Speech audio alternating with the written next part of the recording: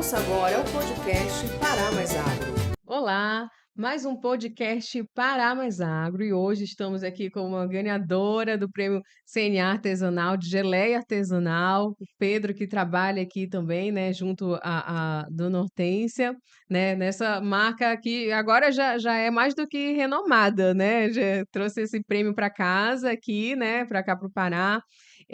Dona Hortência, a gente queria, na verdade, já começar sabendo um pouco da sua história como produtora rural, né, como alguém que teve essa ideia empreendedora de ir no ramo que nem é tão conhecido assim, né, mas agora está começando a ser, por meio de prêmios, né, por meio desse reconhecimento da gastronomia aqui do Pará.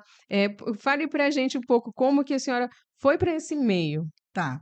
Na realidade, assim, tudo começou com meu pai na década de 70, quando ele começou o manejo florestal naquela região de Bragança, né, onde ele percebeu que o bacurizeiro era uma espécie, de uma fruta amazônica que, rebrotava a partir da raiz. Então, o grande trabalho, digamos assim, foi ele que fez. Então, minha formação, eu sou engenheira florestal, né, então e a minha vida, profissional foi tudo iniciada e começada na Vale, né. Então esse começo na Vale fo trabalhar com mineração. E aí a partir do momento a gente precisou repensar-se, que a idade vai chegando, né, e aí precisa se entender se mantém digamos, as propriedades rurais na família ou se vende. Então eu cheguei nesse momento, né, e aí eu pedi conta, né, precisei sair da Vale para tomar conta dessa propriedade, para dar continuidade a esse trabalho. Então trabalhar isso, né, voltar, digamos assim, de uma grande empresa que trabalha com uma mineração e voltar para o campo, né, mesmo que tenha sido da minha área de floresta, digamos assim, mas eu nunca tinha, Uma rotina bem diferente, né. completamente diferente, né. É. E aí eu falava assim para o meu pai: "Pai, como é que a gente vai desenvolver um trabalho nesse lugar se a gente não tem uma política pública de desenvolvimento econômico da agricultura Uhum. familiar?" Isso mais ou menos em que ano a senhora conversou com 2009, ele? né, Uhum. porque aí em 2009 foi quando eu decidi que ele já estava sozinho e que a gente precisava tomar conta, a idade já tinha chegado, né, e as coisas estavam acontecendo e aí eu tive que voltar. Na época meu irmão estava no Japão e as minhas outras 2 irmãs não tinham essa afinidade rural, né, então se toma uma decisão ou a gente vende a propriedade ou se toma conta. Então eu decidi voltar, porque ele foi um pai maravilhoso, né, então ele acreditava muito nesse projeto, sabe. E eu disse: "Não é possível que ele esteja errado", Uhum. né, mas era um grande desafio, porque minha irmã chegou a chegar a dizer assim: "Nossa, tu vai te acabar nesse mato aí", né, e às vezes tu sente receio, porque assim, quando tu uma coisa é tu ser uma engenheira da empresa, e depois é tu calçar a bota de um produtor rural. Aí tu vai sentir toda aquela carga, que não é boa. Que não é só a responsabilidade do trabalho, mas aquela responsável por gerir, né, por E ter toda essa preocupação mesmo com o contexto que a propriedade está inserida, como a senhora falou, questão da política pública. isso, e aí tu vê que tu olha, tu não vê digamos assim, uma uma alternativa, né, mas eu, na minha ignorância, na época, eu vejo isso, sabe, eu dizia: "Pai, como nós vamos fazer?", né. Aí ele já tinha pensado, ele foi um homem muito visionário. Meu pai foi um homem, professor Henrique Ozaki, ele fez grandes projetos de desenvolvimento para a Amazônia, né, então ele tinha todo esse conhecimento. Ele na década de 70, 80 e 90, ele era uma referência, mas eu não tinha essa noção de que ele tinha essa referência e essa, digamos assim, esse pensamento diferenciado, né. Então quando volto para casa, a gente senta e faz um planejamento estratégico para que quando ele fosse, eu pudesse dar continuidade. E aí sim, eu fui buscar várias alternativas. E aí eu dizia assim: "Pai, como nós vamos fazer? Porque não tem uma agroindústria artesanal no estado. Como é que eu vou falar de turismo?", né. Ele dizia assim: "Pense sempre para fora". Eu dizia: "Como, né, gente?". É assim, foi foram anos de muita luta, Uhum. sabe, de acreditar que realmente aquele projeto valeria a pena. E falar também, e ao mesmo tempo, de bioeconomia da floresta, de mudanças climáticas, né? E de uma fruta muito pouco conhecida. E aí ele fala assim: vamos verticalizar a cadeia, minha filha. Eu disse, mas o que é a verticalização da cadeia, papai? Ele dizia assim para mim: você tem que ter bacuri o ano inteiro. Mas como eu vou ter bacuri o ano inteiro, se só tem 4 meses de safra? Ele disse: você vai fazer qualquer coisa, né, para poder ter. E como é que você vai vender isso? Eu lhe dizia assim: você vai ter que incentivar a questão do turismo, porque as pessoas vão querer vir conhecer a Amazônia. Você ia com os questionamentos, ele vinha com as respostas, né? Isso. E aí ele dizia assim: vai ser fácil? Não, não vai ser fácil. Né? E aí foi quando a gente começou a fazer todo um trabalho. E aí eu fui perceber que nós éramos pioneiros em tudo aquilo que ele acreditava. Então a gente foi pioneiro quando a gente fez a primeira agroindústria familiar com produtos acabados da agricultura familiar com frutas nativas da Amazônia, né? Então não foi muito fácil, sabe, assim, para mim e colocar uma marca, né, que eu acreditava que não sabia como colocar uma marca no mercado como agricultor. Não sabia. Hum. Eu sabia a parte operacional da fazenda, eu fui fazer as receitas, eu tive que entrar na cozinha de casa para desenvolver as receitas, porque não tive incentivo na época para eu bati em todas as portas que você possa imaginar para pensar que isso ia acontecer de forma fácil, mas não foi. Então, o que aconteceu? Entrei para a cozinha de casa e defini todas as receitas hoje, né, que a gente tem, né, e lançamos os produtos. Nós tivemos também muito apoio do Sebrae. O Sebrae também para o pequeno, ele foi um grande divisor de águas, né, porque através do Sebrae eu pude, ter acesso a como fazer uma pequena agroindústria, a como ter um produto acabado, né, então todo esse trabalho também foi muito importante. Com relação à FAEP, a gente já sabia que tinha um trabalho, né, mas para a gente ainda ficava, assim, um pouco distante. Essa apoio junto à CNA, à FAEPA, começou muito quando a gente começou a trabalhar, que a gente foi selecionado pela uma chamada pública, que era para acesso ao mercado, né? Porque eu estava com produto, já estava tudo certinho, mas eu precisava ter acesso a esse mercado. Foi quando eu participei de uma chamada pública, né, para uma feira internacional. Foi aí que eu conheci mais, eu me aproximei mais da FAEPA, né, e que o Sim. pessoal começou a comentar. E a gente foi selecionado porque eles estavam buscando produtos acabados da biodiversidade amazônica. E aí a gente passa nessa seleção e vai para a primeira feira internacional, Que legal. que são a CITES na África do Sul. E aí depois as coisas só foram acontecendo, né? Então a gente foi para sites na África do Sul, a gente foi para o Peru, a gente foi para a Alemanha para definir realmente qual era o mercado, né? Então isso vem e lançando um produto de frutas, né, da biodiversidade amazônica. E muito importante é fazer a coisa certa, né? Meu pai falava sempre assim: você precisa pensar e agir de forma certa, porque dessa forma você vai conseguir. E aí a gente vem fazendo todo esse trabalho, e essa aproximação da CNA é porque a Mônica, que trabalha lá em Brasília, mandou para mim o link, né, do prêmio.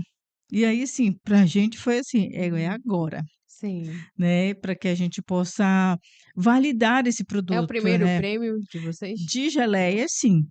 Né, nessa parte da agroindústria, porque o que acontece?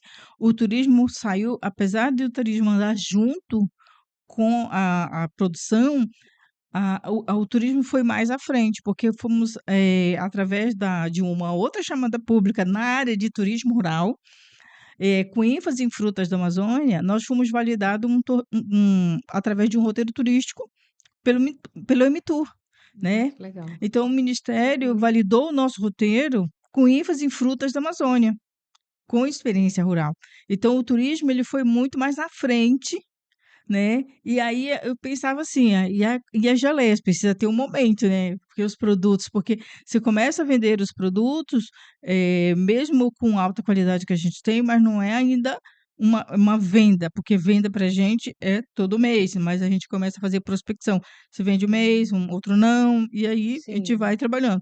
E aí a gente conseguiu conciliar as duas coisas, o turismo e a venda das geleias como um valor agregado, né? Onde o turista chega, ele quer um produto acabado, de qualidade, né? E de frutas da Amazônia. É aquela lembrança daquele momento que ele vivenciou, É né? muito isso, né? E aí a gente começa a fazer esse trabalho, né? E participar dessa premiação para a gente foi assim, o ápice, digamos assim, de um momento da jornada onde tu é validada com os teus produtos, né?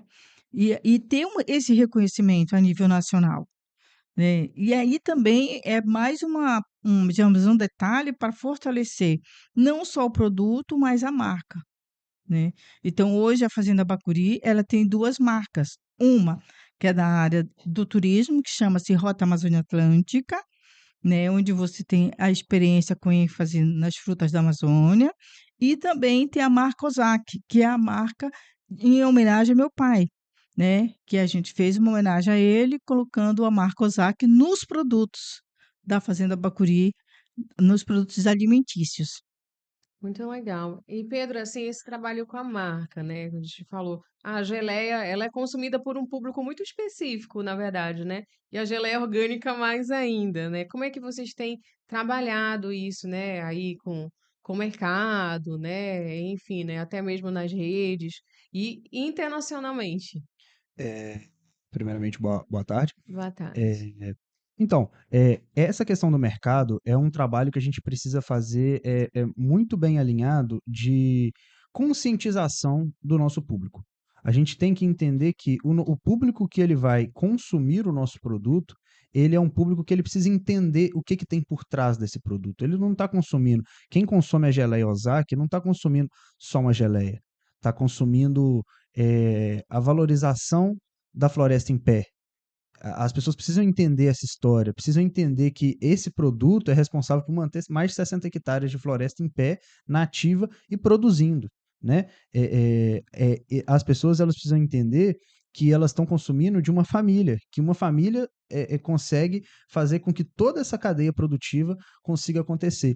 Então, quando a gente introduz essa história, quando a gente coloca essa história à frente do Que produto, é verídica. que é verídica, isso é um ponto muito interessante, né? Que a gente trabalhar com história real, a gente não tentar criar uma ficção.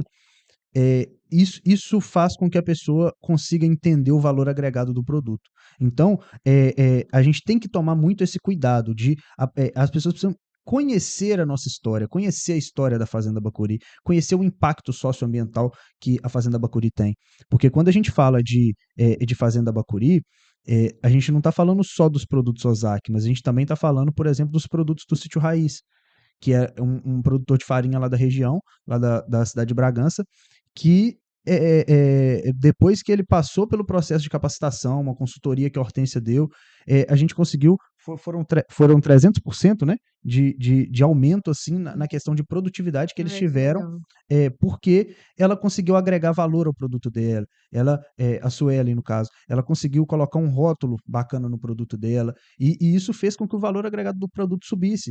Então, além disso, ela ainda implementou o turismo na propriedade dela, associado à produção rural, assim como na fazenda. Ou seja, não é só um impacto de ter um produto bom e de ter uma experiência turística boa, mas de fazer essa transferência de tecnologia para quem está no nosso redor, entendeu? Porque a gente enxerga que esse é o impacto que a gente quer deixar.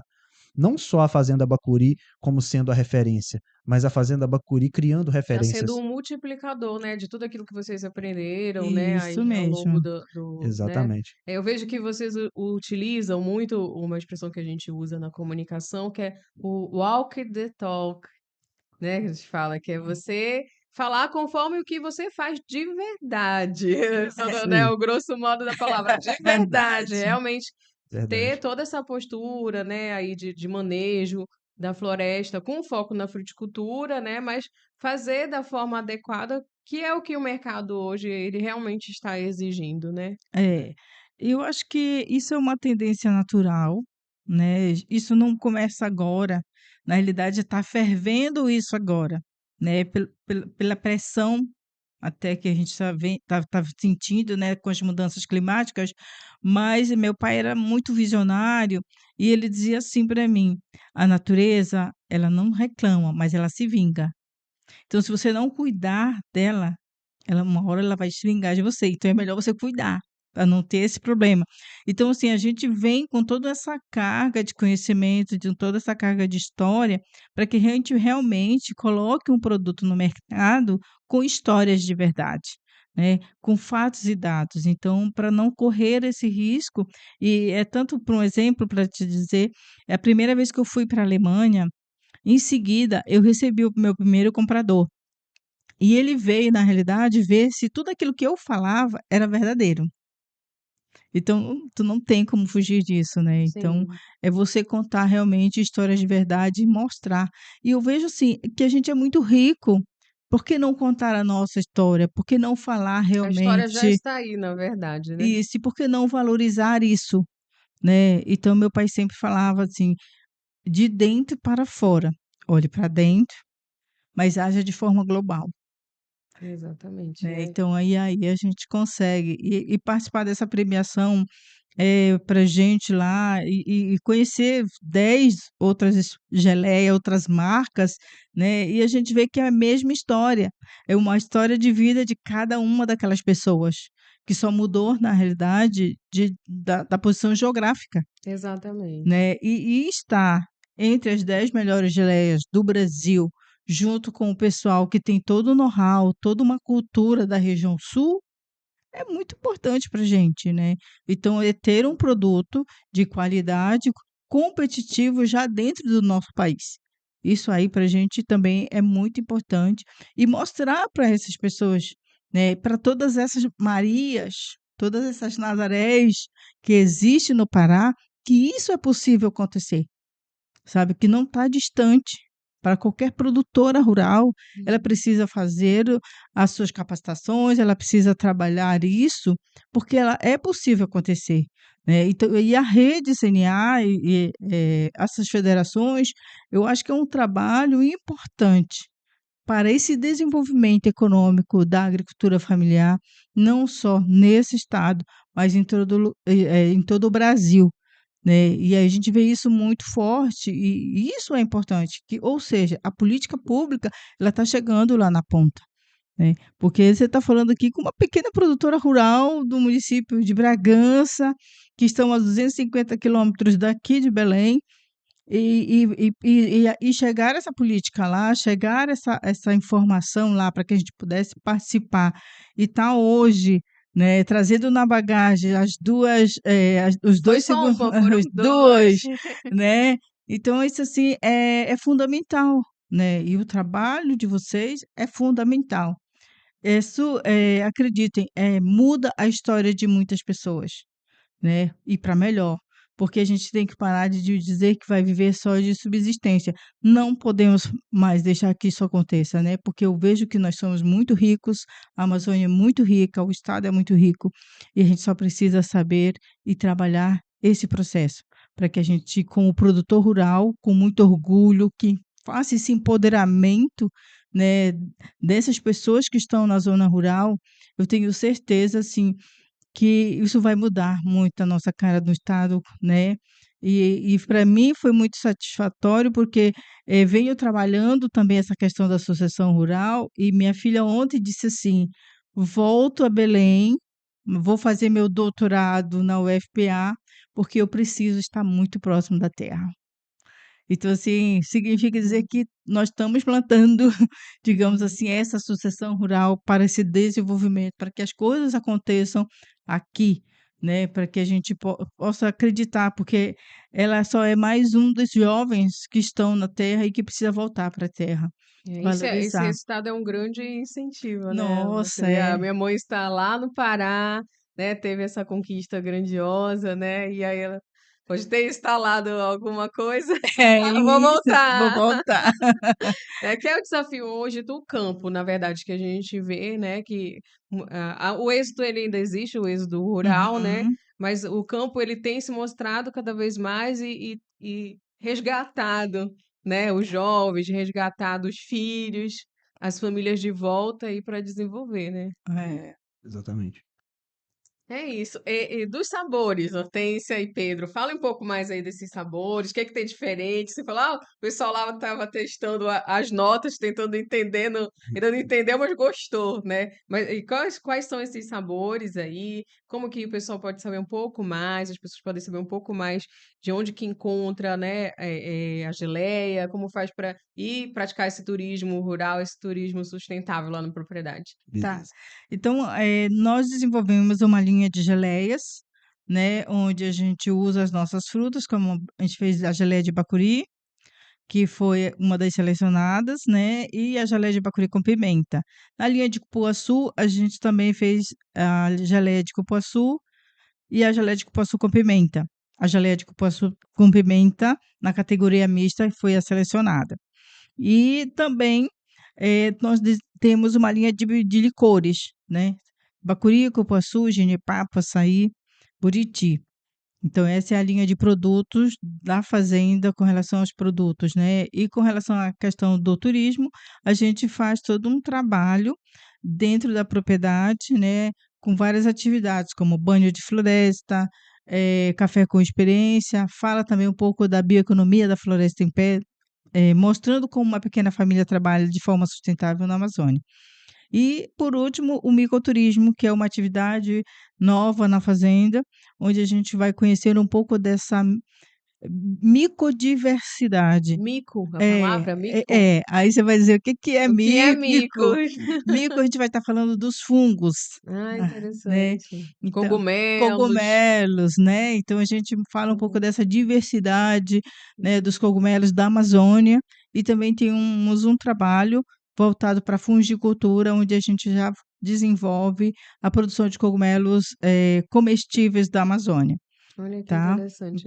E aí é também um trabalho que a fazenda, através dessa inovação, quer passar para o pequeno produtor para que ele comece a pensar em É novo desenvolver. isso, Tudo é novo. pioneira de novo, né? Pioneira Do de novo. Nordeste, está tentando Sim.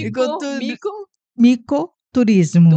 Isso. micoturismo. E a gente faz o micoturismo durante o dia para ver a diversidade, formas e cores dos fungos, dos Uhum. cogumelos. E Sim. à noite a gente tem um grande, digamos assim, um grande momento que a gente vai à floresta conhecer à noite a bioluminescência da floresta, que são os micélios dos fungos que brilham Que durante a noite. brilham, né? Eu já tinha visto algo Pois nesse é. sentido, né? Então a gente vem desenvolvendo esse trabalho aí nesse sentido, né, para que haja realmente esse desenvolvimento da bioeconomia da floresta em pé.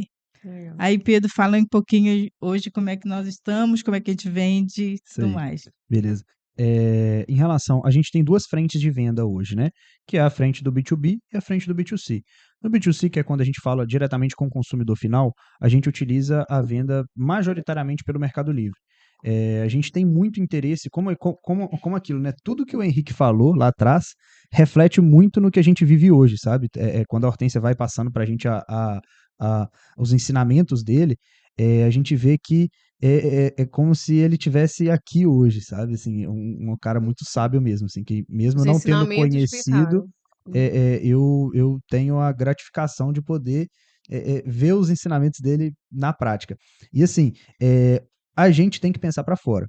Então, quando a gente vê, por exemplo, o nosso maior público, ele está, por exemplo, em São Paulo. São Paulo, Rio de Janeiro, Rio Grande do Sul, Belo Horizonte. Então, a gente recebe muitas vendas de lá. E a gente tinha um desafio muito grande, que às vezes o cliente ia comprar online no Mercado Livre, ele queria comprar uma geleia. A geleia estava custando lá R$ 50. O frete ficava 70. E aí ele ia pagar 120 para ter uma geleia. Então, o frete ficava mais caro que o produto. E a gente enfrentou esse desafio por muito tempo e mesmo assim muitas pessoas ainda assim comprando. E aí a gente foi estudando possibilidades e depois a gente passou a trabalhar com um sistema de fulfillment. O que seria esse sistema de fulfillment? É quando a gente transfere o nosso estoque para um centro de distribuição e esse centro faz a logística para a gente. Então, a venda é feita pela nossa equipe, através da plataforma do Mercado Livre, né? E aí esse produto que é vendido, ele é entregue diretamente para o consumidor a partir do centro de distribuição lá em São Paulo. Então ganha no tempo, né? E na questão do custo, por ser uma grande quantidade, né? Exatamente, porque aí quando a gente fala do consumidor, que o nosso maior público tá lá, tá em São Paulo, esse consumidor antes ele pagava um frete caro e esperava 7, 15 dias para o pro produto chegar. Hoje ele paga um frete barato e recebe o produto talvez até no mesmo dia.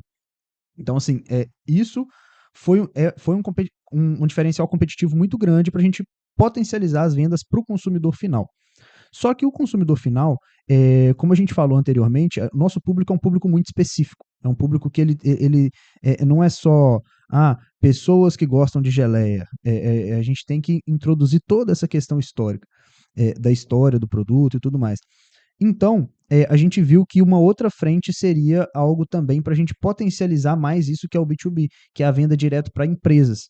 Porque quando a gente fala de um restaurante de alta gastronomia, que ele tem que inovar nos pratos, tem que criar receitas diferentes, tem que criar composições de sabores, e a gente fala de um produto que tem toda a carga histórica que o nosso produto tem, esse produto casa direitinho com a proposta que esses restaurantes querem.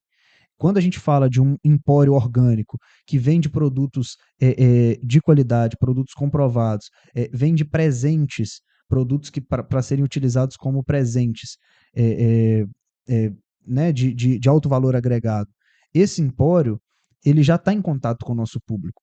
Então, esse empório Ele já ele faz a capilarização, a própria, né, divulgação do produto de vocês, né? Isso. Exatamente. Então, hoje, além da gente investir na busca desse consumidor final, a gente investe também na prospecção de novos parceiros comerciais, que são esses empórios, hotéis. Hoje a gente já tem parceria com alguns hotéis, a gente tem alguns clientes, né, que são hotéis que eles compram os nossos produtos, a nossa linha de presente, por exemplo, aquela geleia que está ali, é um kitzinho, eles compram esses produtos para dar de brinde para os hóspedes. Então, é uma forma que a gente tem hoje palpável, mais palpável de prospectar e gerar venda. Porque quando a gente fala do consumidor final, a gente vai fazer o marketing, mas a gente fica à mercê, assim, a gente vai alcançar ele, mas se a nossa campanha for boa, ele tem chance de converter ou não.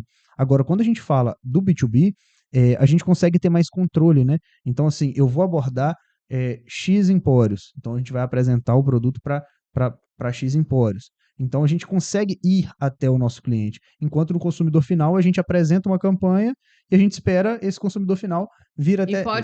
pode comprar um, Exatamente. né? É isso De mesmo. adquirir um. Isso. Aí essa visão que você falou, tem isso aí, Pedro, também, que vocês estão já com essa estratégia do global, da internacionalização, né?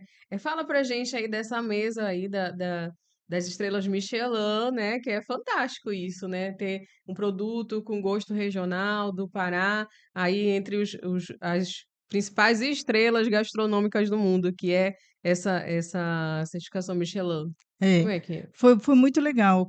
O que acontece? Na realidade, é um trabalho de várias mãos, né? Então, a estrela, o pessoal lá da Estrela Michelin, né? Que recepcionar o pessoal da Estrela Michelin, sentaram o Sebrae Nacional, né? O próprio a CNA e viram quais são os produtos que nós temos aqui que a gente pode montar essa mesa Michelin, né. Então, como a gente já faz parte de todo um cadastro já, de produtos regionais ou de produtos artesanais, de produtos com como é? Que tem identidade geográfica, Sim, o né, IG, né? a IG. Então eles pegaram essa relação e dentro dessa relação, nós já estávamos nessa relação. Então foi bem interessante, né, porque a partir do momento que eles fazem essa seleção de produtos e mostram para o chefe de cozinha, e aí ele decide o que é que ele quer compor essa mesa. E foi, assim, muito gratificante saber que a nossa compota de bacuri e a nossa geleia de bacuri ia fazer parte dessa mesa, né. Então, onde, vêm os chefes de cozinha, né, do mundo inteiro, que fazem parte da comitiva, né, da comissão, né, para fazer essa degustação, né, conhecer esses produtos, que são únicos nossos, né.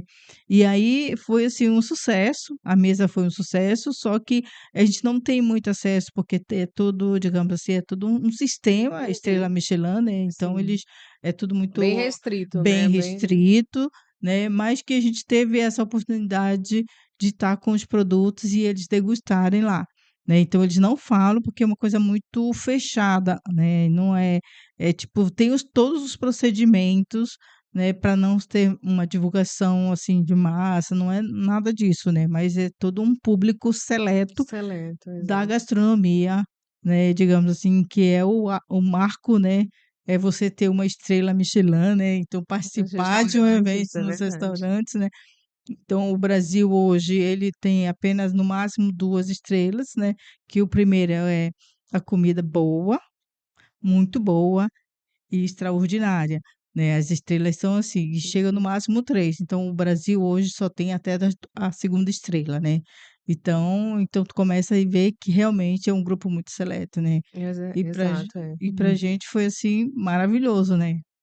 E só complementando o que a Hortência está falando, é muito importante a gente ver agora, depois de muitos anos, a importância de ter se preocupado com as certificações, a importância de se preocupar com a rastreabilidade do nosso produto, porque nessas mesas onde o nível de exigência do consumidor é altíssimo, né, o nível de Sim. exigência de um restaurante com estrela Michelin é altíssimo, o nosso produto está lá e está apto, né? Mas foi todo um trabalho prévio para que realmente se chegasse, né, nesse Exatamente. patamar, né? Exatamente. E tem um ponto muito interessante também, nessa questão da rastreabilidade, é o saber falar sobre o que a gente está vendendo, sabe? Hoje, à frente das vendas, eu vejo que isso é um grande diferencial, porque a gente tem domínio de 100% da nossa cadeia produtiva.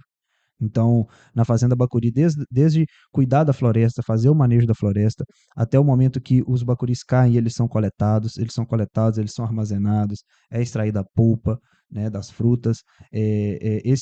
O processo de produção é feito na agroindústria dentro da fazenda, o invase dos produtos é feito na fazenda, a embalagem dos produtos, os produtos são embalados dentro da fazenda e eles são despachados a partir da fazenda. Ou seja, a gente literalmente a gente tem um slogan, né, que a gente usa, que é o da floresta à sua mesa, porque literalmente o produto a gente tem domínio de toda essa cadeia produtiva e isso faz com que o nosso consumidor ele tenha a garantia de que ele está consumindo algo que é de verdade, que a gente pode e além disso ele pode ir lá conhecer o processo produtivo, porque a gente tem o turismo associado à produção rural. Legal. E é uma visão diferenciada da floresta mesmo, né, da produção, porque para quem conhece a região, né, quem vai para o campo, vê, tem ali um sítio, tem algo assim, tem uma árvore de cupuaçu. Normalmente a gente quer trazer o cupuaçu para casa, né? Todo mundo quer. É. O bacuri, graviola, enfim, outros, né? Mas é um olhar carinhoso também, né? O olhar Uhum. empreendedor pro meio que tá lá produtivo, ele é um olhar carinhoso também, né?